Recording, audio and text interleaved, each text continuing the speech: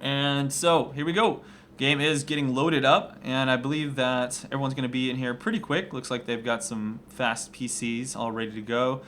And I'm excited for this match. I want to see how Anivia will be doing in the middle lane against the Rise. Haven't seen Anivia played so much at all recently, and so it's kind of barely coming back to me. You know, like games where people are actually really good on Anivia. I'd like to see if AB Baller is a frequent Anivia.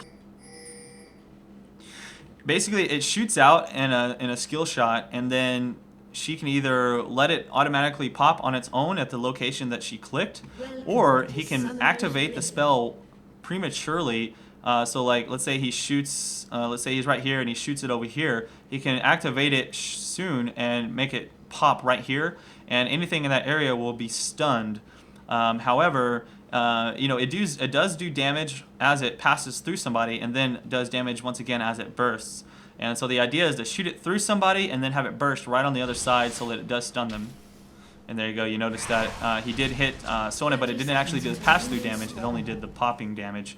So you'll see a pretty big difference in when he shoots out that Flash Frost through someone and then stuns them. It'll take off, you know, twice as much of their health than you would normally notice. Anyways, that's enough about the single champion. They obviously were going for some early game aggression. Did detect the Earnst and Young team hanging out and you know, watching for that, so that won't happen. They placed a ward down to try and be aggressive there, and so did Earnst and Young. And that's a very smart tactic, by the way, placing that ward down in that area. If you see the enemy team trying to be aggressive against you as purple here, or even as the other team, it's really smart to place down that ward so that they don't just come in here and completely first blood you and steal your buff and that sort of thing. So really good play overall.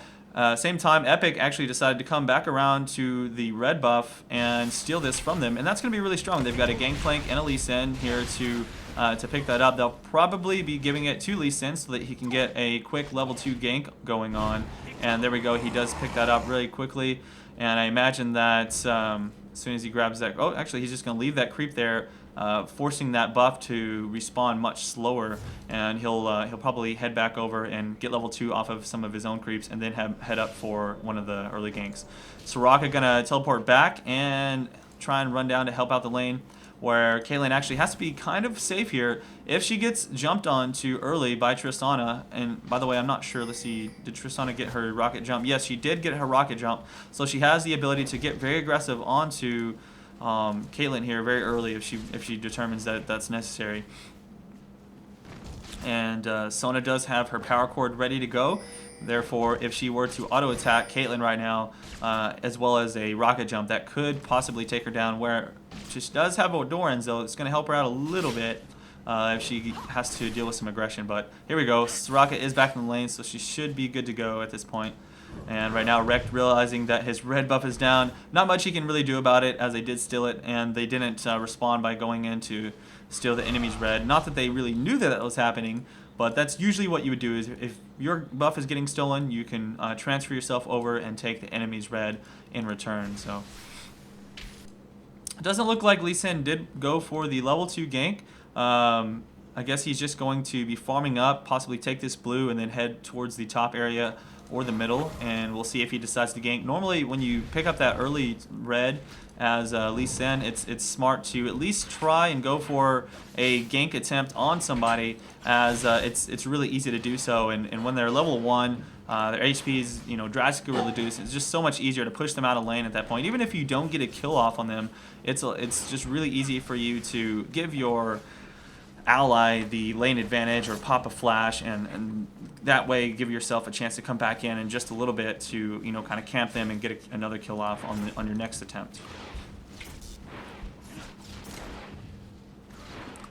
So interestingly enough, they put the Rise up top against Gangplank, and that's actually not too bad of a choice, since you know, eventually he will be going for armor. Of course, not early game.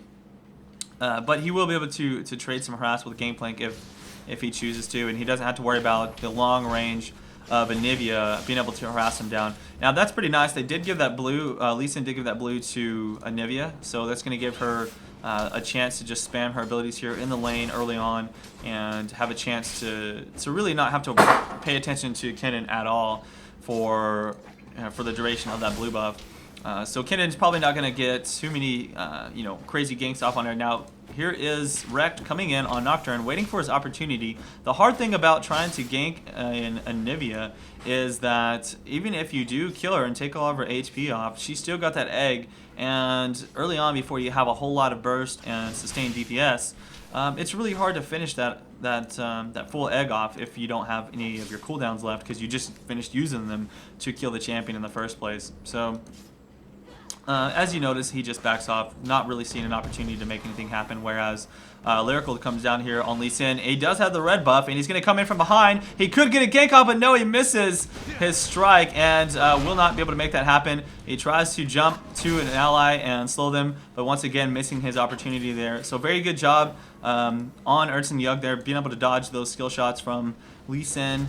And they're going to be completely safe here. They also have a ward, and they know, oh man, that is not good. Looks like Sona, even though she has vision of him, does still get caught by his ability there, and not good at all, as she's going to be pushed down. Plog now very low as well, and they're going to have to play a lot safer at this point. Even though they had that vision ward, that was probably a little bit close. I don't know if Sona misjudged the range of his Sonic Wave, but that put them in a little bit of a worse situation, since Soraka here as well as Caitlyn are both at full health, and they can easily just push that down. Now, if you notice, there's actually a purple, but there's a gank coming up top very soon. I'll talk about that on bottom in just a second.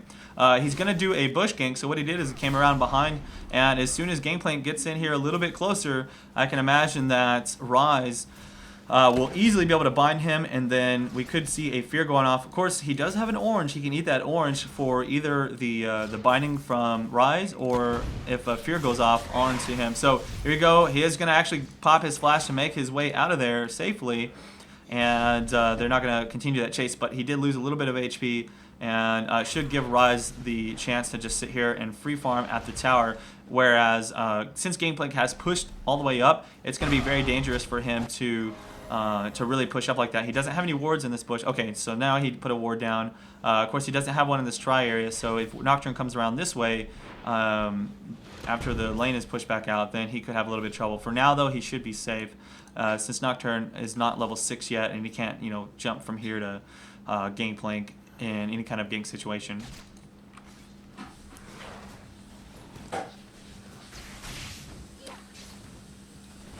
All right, so here we go. Let's take a look at the farm. I haven't really been paying attention to it, but so far the Anivia is actually winning that middle lane, but not by much, as they seem fairly even. Actually, everybody's fairly even at this point. But here we go, a little bit of aggression going in, and Lee Sin's going to jump onto Kennen. Kennen pops his ultimate to stun that Lee Sin. Lee Sin has to back off. Ignite going to go down from Anivia, thinking that she can get the kill, but just quite misjudges how much damage that is going to do.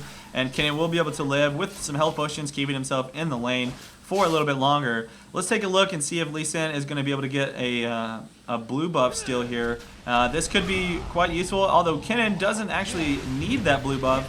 I'd say that it's actually going to be stolen for Anivia, and this is going to be really strong for them. One really good way to beat your enemies is to have complete control over their buffs, and if they continue to steal those buffs over and over, you're really going to fall behind quite significantly.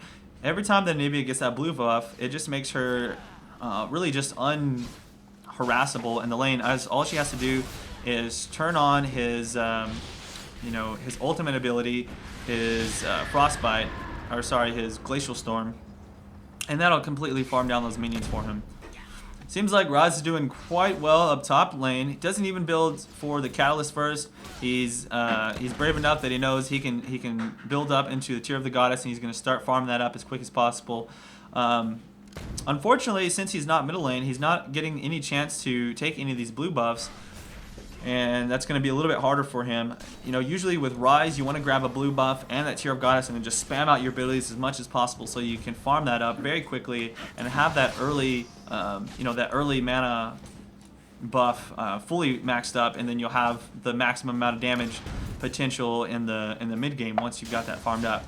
So it's going to be a little bit slower for Rise in the top lane, just due to that fact alone. But hopefully this Kennen can make up for that and do a good job. He already has his Hextech Revolver, which is a pretty standard build for Kennen. Since he has no mana issues, the only thing that he has to worry about is his HP. And with Hextech Revolver, all he has to do is constantly spam out his spells, and he'll heal himself up over time using that spell vamp.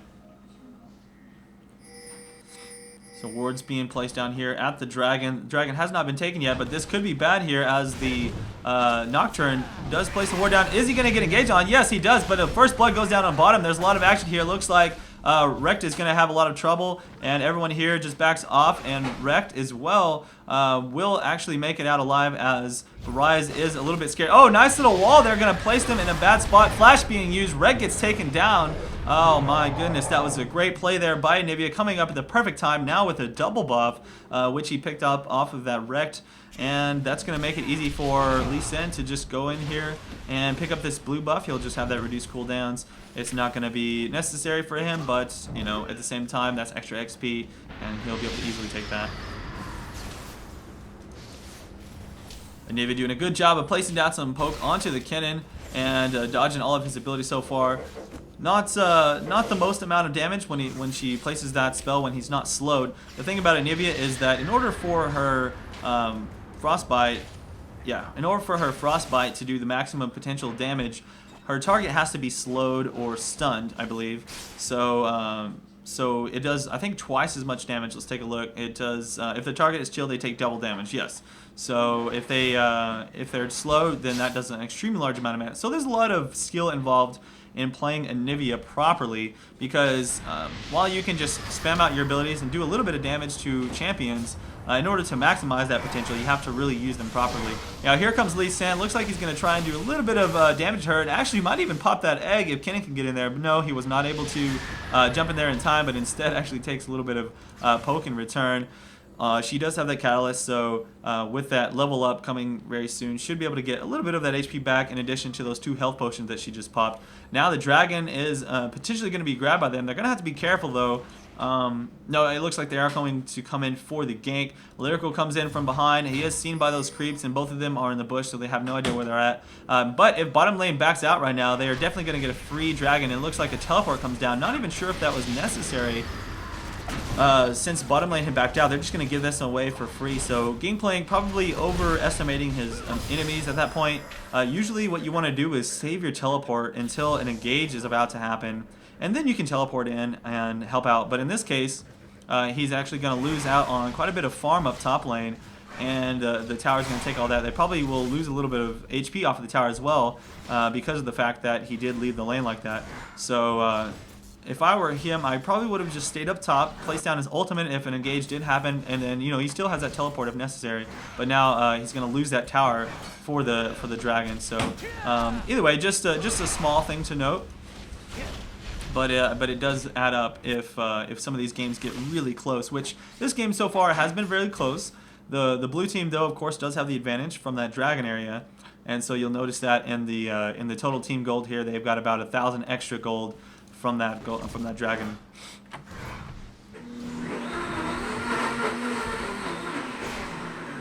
Sorry about that. We have a little bit of blender action going on.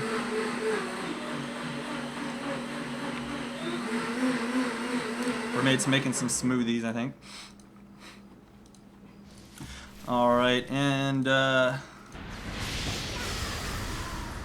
so everybody's just going to be heading back to the lane right now, and we still have the blue buff set up here. I think the Rekt will be taking this. I'm not sure if these guys time that properly to steal it. Actually, AB Baller is on his way over, although Lee Sin is not there to help him out, so he's going to have to be really careful. And I think he has an idea that they are taking that, as he noticed that Kennen left the lane as well. Not really going to matter, as Rekt does smite it and picks that up. Ping going down onto AB Baller as he walks past that ward, so he will be spotted for the gank. And I think that Kennen and Nocturne are going to be completely prepared for this. They're going to have to be careful. Now he's going to be caught by this, and there's a leap strike there. Sona does fall, but so will Anivia if they're able to take out that egg, which I'm sure they will definitely do. And nice little kick up from Lee Sin. Is able to do quite a bit of damage before Anivia falls. I don't think that he can finish her up before they have to get out, as Rise is now down in the bottom lane. No teleport up for Gangplank, so he will be just pushing that top lane. Nothing he can do down to the bottom unless he has his ultimate ready. And there it is. There's his ultimate. Going to be placing down as much damage as possible, but it just doesn't look like bottom lane has enough HP to really turn around and make use of that. If that had come down a little bit sooner, that might have been more beneficial. But in this case, that's just going to be all they have to work on. But the good thing is they didn't lose anyone else. And so far, the kill count is even up. And if they are able to take out this turret up top lane, then that could be very helpful for them. Although Rise is going to be heading back, and so I think Gangplank probably won't have a chance to get it very much lower with a full creep wave there already pushed back.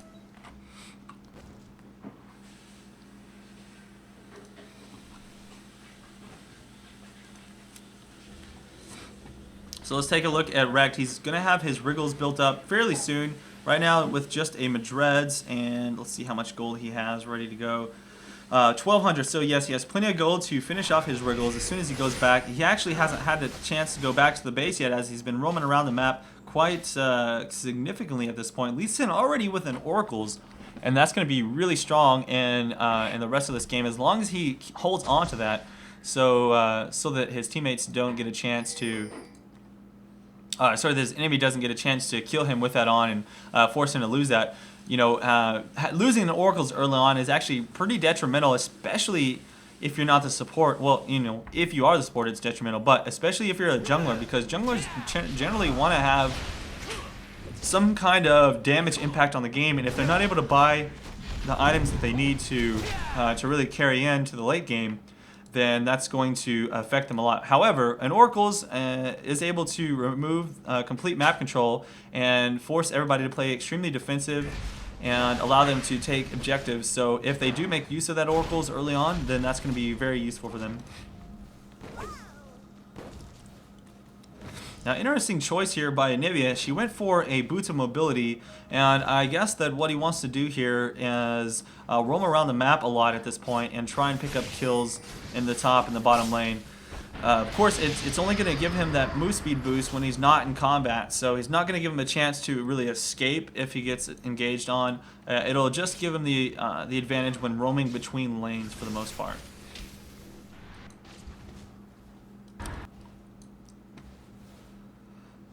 And let's take a look here. 2 kills already for the Tristana. She does have the 2 kills for her team. If she continues racking those up, then that could be pretty bad for them. She has the most amount of farm right now. Oh, sorry about that. I missed the gank there as I was watching down the bottom at the items there, so I'll watch the minimap a little bit more. But nice gank coming in from Lee Sin.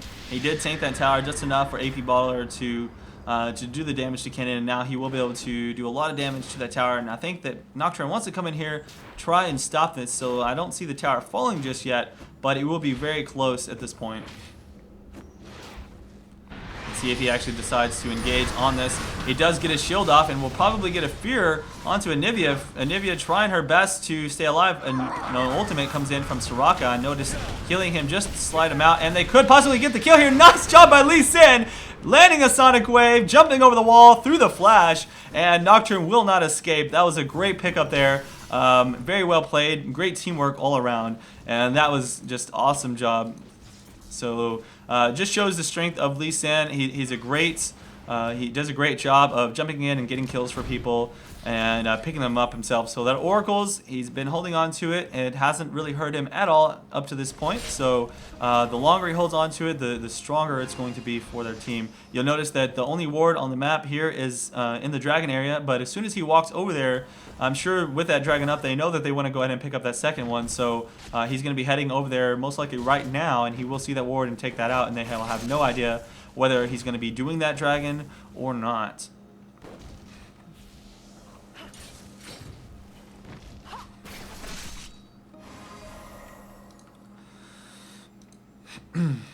Okie doke. So I noticed that Travis is actually in the chat channel on Twitch giving away a Nasus code, so that's pretty cool. Give props out to Travis from State of the League. for helping out on that. And here we go. He's going to be using his oracles, like I said, to take out that ward, and he's just going to back off. They won't have vision if they decide to actually stop a fight. But this is going to be a little bit of a pincher move. Gangplank is up top lane. Does he have his teleport in? I believe he does. Yes. And this is going to be really bad for blue team, and Epic is just getting very low. He's going to maybe lose that oracles. No, it almost does, but he gets away. Rise does pick up the Caitlyn, though, and AB Baller goes down. All 5 of them are up at this point. And actually, Gangplank is... where is he at? Let's see. Did he did teleport in? I thought he did. And he just wasn't able to make anything happen. In fact, he might actually fall here. Soraka now goes down. Great job by Rekt, as Rekt does pick up that kill. And Gangplank ultimate coming in here way past where the fight has already taken place, trying to use that to kill those creeps. Not going to save him, though, as another... Okay, that was just really, really bad. So that could have possibly put purple team, Ernst and Young in the winning spot for now. They are going to pick up all of those kills, and on top of that, they're going to have this dragon. Now, I'd say the one saving grace is that Lyrical here on Epic did not lose his oracles, so if he had lost that oracles, I would say that would have been just a complete massive hit. An ace plus a dragon plus an oracles, but luckily it was only 4 kills plus a dragon, and by luckily I mean, well, it could have gotten worse, but it was pretty much just as bad as it was going to get there. Overall, I would say that it was just bad positioning for Team Epic, as they did have both Ernst and Young players from the top lane and middle come down from the top, and they pinched them off here in the river area, and Caitlyn got caught completely. Rekt was able to take him out, and you'll notice that Rekt now with a kill. Rise now has 2. He's going to have that Glacial Shroud built up. Going to be very beneficial for him against all of the damage champions in the game, or sorry, the physical damage champions that are on Epic. And it's going to be up to Anivia, whereas Anivia, she actually is more of a late game carry. She tends to get much stronger as the game goes on, and apparently he's not actually building into a tier of the goddess, so when he doesn't have that blue buff, he's actually going to have a little bit of trouble getting off his spell. But there's going to be a double gank coming in here around from the backside. Lee Sin will be getting a Sonic Wave off onto the Sona, putting down lots of damage, and she will fall, definitely. And down goes the Tristana as well. Very great job, but actually Tristana does pick up a kill in the middle of that as well. It does take down the Soraka, so not all is lost for Ernst & Young in that exchange. That's going to be a 2-for-1, but although in the favor of Epic. Of course, they notice the dragon's down. Unfortunately, they won't be able to pick that one up. So they're going to have to just continue farming in their lanes. Hopefully, this Anivia can pick up this blue buff. It is very crucial for Anivia to have that at this point, I believe. Luckily, she has her tower down, so she has the ability to roam around and try and pick up those kills around the map. And that's what she's going to need to do, is make that impact somewhere else in the game, since she's already taken down that tower. Luckily, Epic hasn't lost any towers, and if they're able to push down the other 2, then they could have that advantage just in complete map control and that global experience and gold from pushing in the lanes. And pushing lanes is always just a viable strategy for winning. Even if you're behind a little bit in kills, if you're able to outpush your opponents, then you're always going to win in that regards.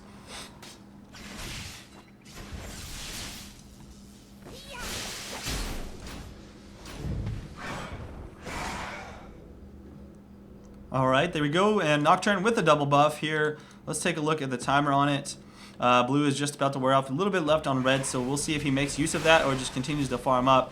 He's actually working towards, I believe, his Ghost Blade is what he'll build this into a Brutalizer and then into a Ghost Blade. So he's going to go more of a damage build early on and then possibly work on his survivability. We'll see if that's what he decides to do or not. And Gangplank, what did he decide to go for? So Gangplank going straight tank mode here with the Warmogs, and I'm guessing his next item will be that Atmas, so the popular Atmogs build for Gangplank. Not going to be getting giant amounts of damage off early on, but if he eventually finishes off that Atmas and then goes into an Infinity Edge, and at that point he will be really, really strong and be hitting hard. But that's going to be much, much later into the game if that does happen.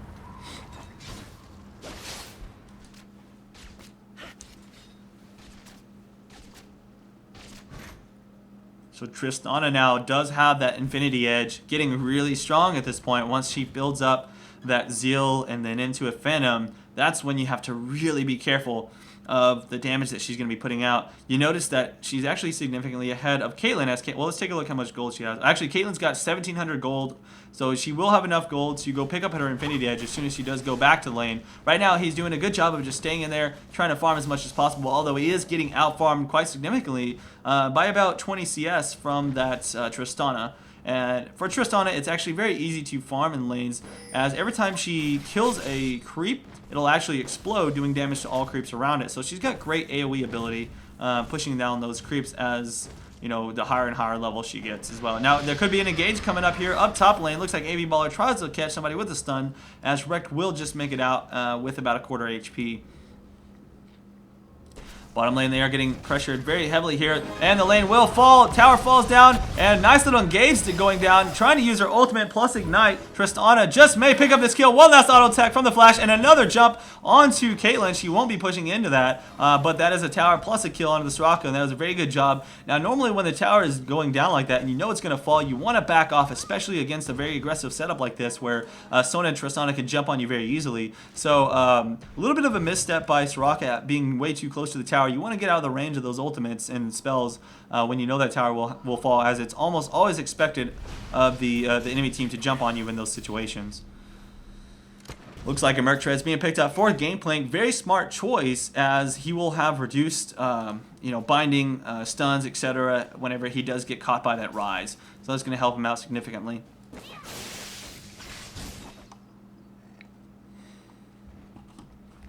And Rise already going for his Hex Tech before finishing up any of his other items. Another interesting thing is that he actually did not go for a Catalyst, which is very curious. Most Rise will pick up a Catalyst and a Tear of the Goddess as their first two core items, since that Catalyst does have a significant amount of mana and can be built into a defensive item later. He can go for his bubble shield if necessary.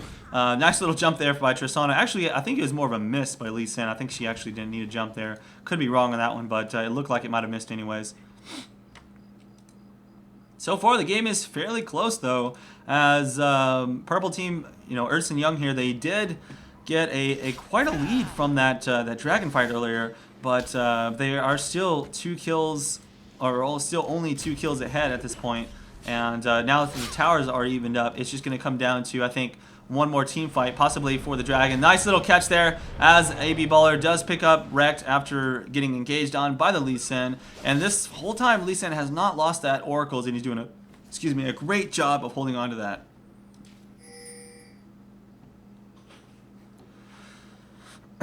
And here we go.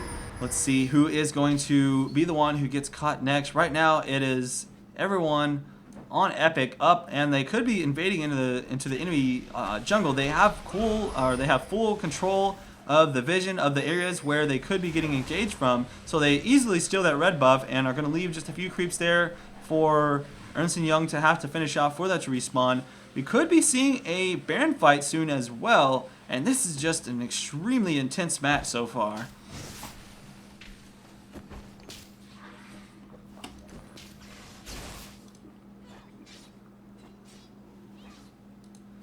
Rise will have that blue buff, should help him out significantly. And now with a full Will of the Ancients, he'll be able to heal himself up quite a large amount.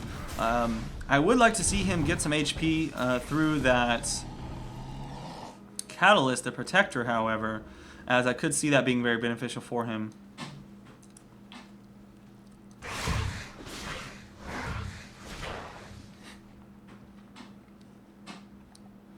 Alright, so that top layer, that top tower goes down to Gangplank. He's going to back off. If Cannon actually pushes really hard right now, he could run in there and, you know, about 3 or 4 auto attacks will finish off this tower, as it only has 174 HP left on it.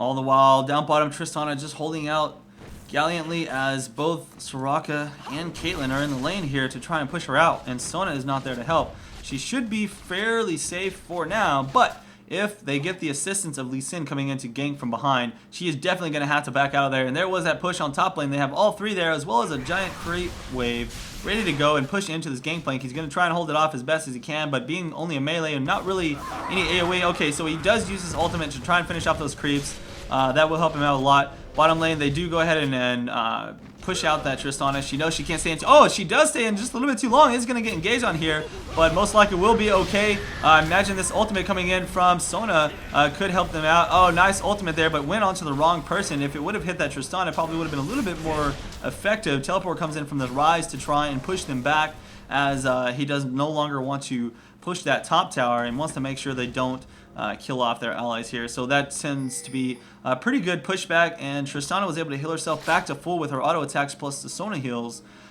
She almost died there, and that's the thing. Once Tristana gets to a certain level, she's able to heal herself so incredibly much when she's just sitting there auto attacking, especially if she's not stuck into a stun or CC of some sort.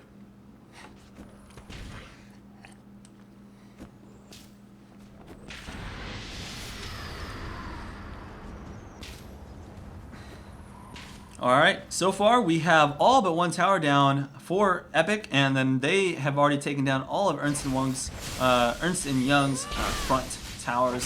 So I don't know what the timer is yet on this dragon, but it looks like they are grouping up in this area, so it could be coming up very soon actually.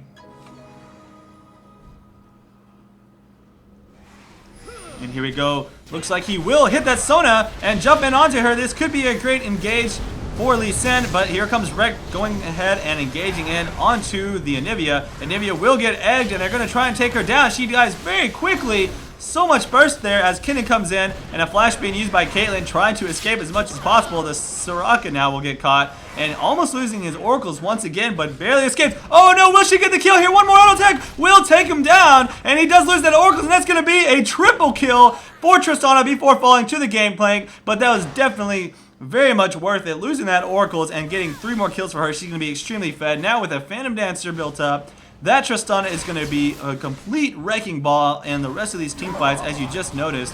And gameplay doing his best to defend this tower, but it just won't be enough, as that damage cannot push them back.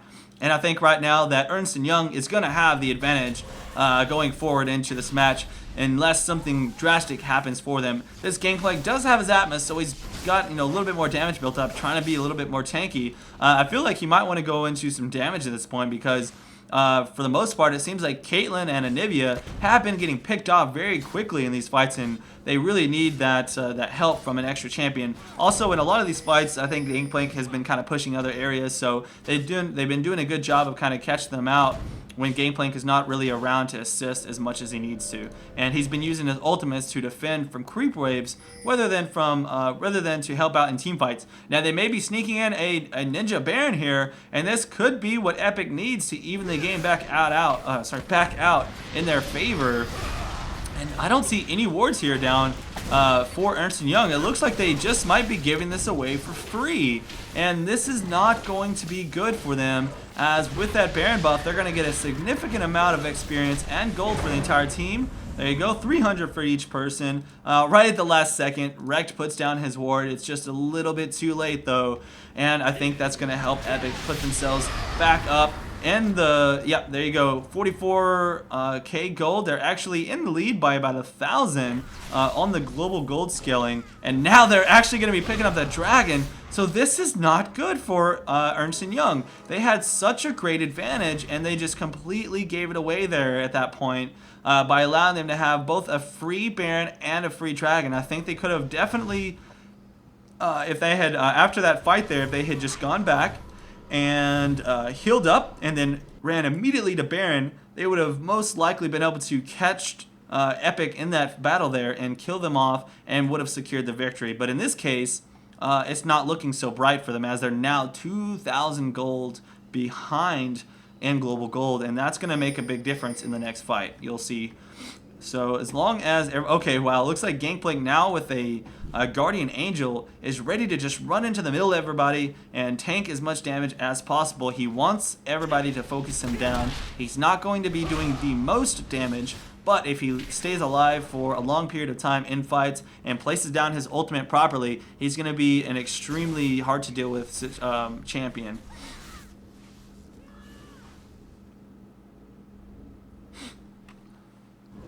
All right now Ernst & Young just going to be rolling around, picking up that blue buff for Rise. Very nice on that, and they do want to get some wards down. They have no ward coverage on the map, so they're going to have a hard time figuring out where Epic is coming from. And there it goes, nice little engage, and this is a great job by Kitty jumping in there on the middle of everybody. Rise picks up a kill on that Anivia. Anivia goes down, Rek takes out the Soraka, and this is going to be bad for Epic, even with that Baron buff, and that Guardian Angel just does him no good as he's caught out all by himself at the end of the fight, totally taken out by surprise. Epic, while they did have a little bit of an advantage, completely gave it away by getting caught there and allowing themselves to get AoE down by Earnst & Young. So although Earnst & Young did give away a lot of advantage in Global Gold, they still come out ahead by playing intelligently in these team fights, and now we're able to push down possibly to the next tower and maybe even inhibitor if they play this correctly. Now their ultimates are down. Let's see. We've got pretty much just, yeah, nobody's ultimates up, but right now there's just no one on Epic that can actually engage on there. Their Anivia is down, so she can't finish off those creep waves, and that's going to be an easy inhibitor, putting Ernst & Young now definitely in the lead, as you can see there. 48.9k gold, an entire 1,000 gold, plus they have very strong team fight presence. That's going to be very difficult for Epic to come back and deal with.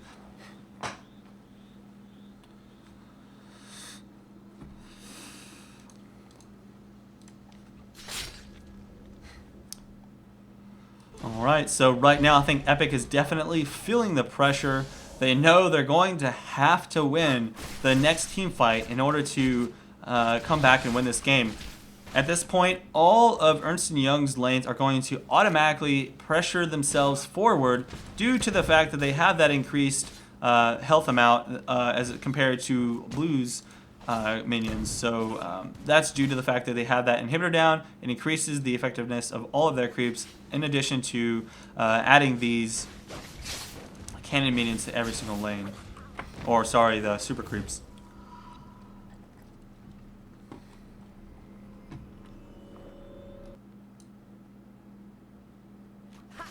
And so far, from what I can tell, they are trying to play it very conservatively at this point. They're just going to go ahead and farm up, possibly try and defend here at the inhibitor and wait for it to respawn. And most likely, if Ernst & Young plays their cards right, they can easily take out these next two towers here if they just push that down with the advantage that they have currently. So they went ahead and taken out all of their jungle, and at this point it's going to be up to them to really just group up together and start pushing this down. Now I'm not sure what Rekt is doing. He was going to start going back. He's actually very squishy right now, if you notice. If they were to focus him down, he would definitely die fairly quick, but he's got so much damage that if he jumps in onto the Caitlyn, he can take her down before they're really able to respond to that.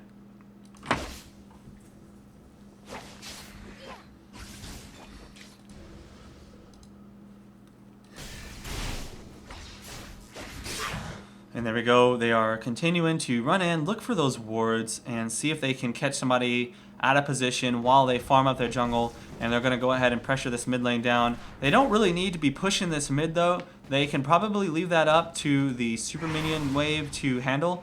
What they really need to do is group up together and either push this top one down or go for the bottom tower. So far, it seems like they're kind of... they're not really taking advantage of their advantage right now, and the fact that they're not doing so is allowing Epic to catch up in Global Gold. You'll notice that they've almost caught back up, and the reason for that is because when these creeps all push up in each lane, what it does is it allows them to easily farm without any risk of losing any of their champions. Now, there we go. That's exactly what they needed to do. They grouped up and they pushed the tower down very quickly, and with Tristana's massive amount of range, they can actually very easily do that. Everyone here can just stand back and zone them out from engaging on a Tristana while she stands at max range and just auto attacks those towers down.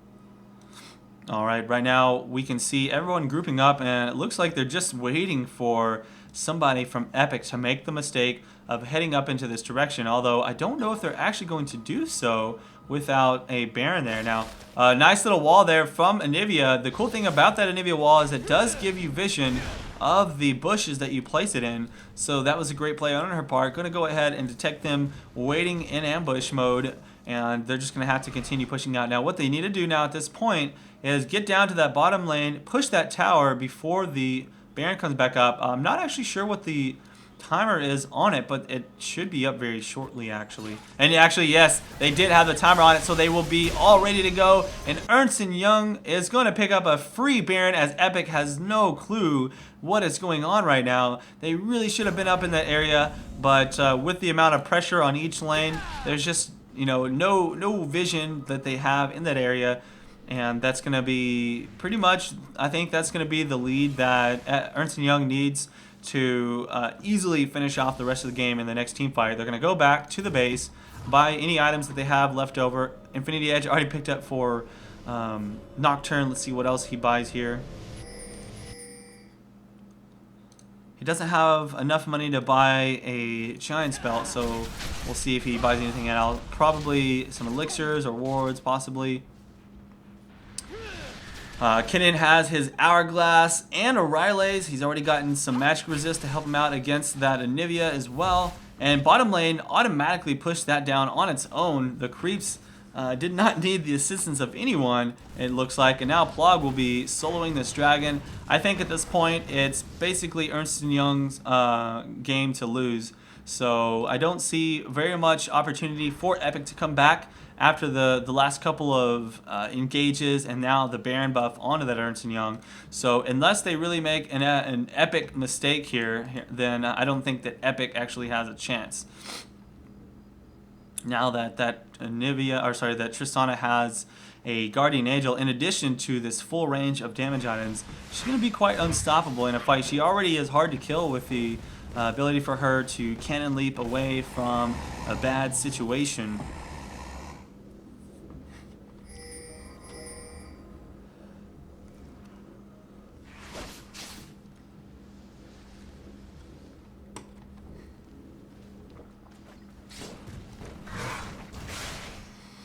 All right, here we go. Final push is going to be coming in quite strong. They have that Baron ready to go.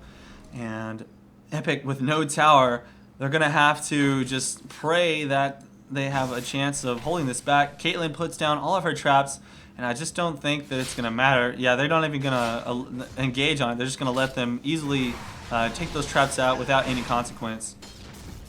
So that's going to be another free inhibitor.